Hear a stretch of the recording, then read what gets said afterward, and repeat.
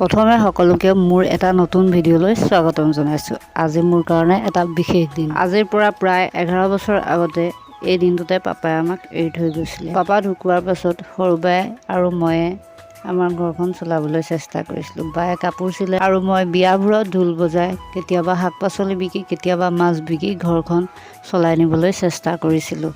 সঁচাকৈ পাপা নোহোৱা জীৱনটো যে কেনেকৈ আমি পাৰ কৰি আছোঁ, মই সেইটো কথা ভাবিবই নোৱাৰোঁ। মাকনো কেনেকৈ সুখত ৰাখিব পাৰিম তাকে দিনে নিশাই ভাবি থাকোঁ, কিন্তু ভগৱানে আমাৰ চকুলৈ চকু মেলি নাচায়।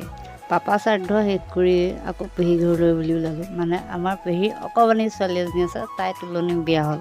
যাবলৈ যদিও সময় মিলাব পৰা নাছিলোঁ, কিন্তু পেহী ছোৱালীয়ে ক'লে তুমি যদি সাতদিনীয়া ধোৱাত নাহা তেতিয়াহ'লে নাহিবাই আৰু। সেইকাৰণে তাইৰ কথানো কেনেকৈ অমান্য কৰিব পাৰিম, সেইবাবে আহি পাই গ'লোহি। তাতে আজি ফেমিলি সকলোখিনিয়ে লগ হৈছে, তো মইনো নহাকৈ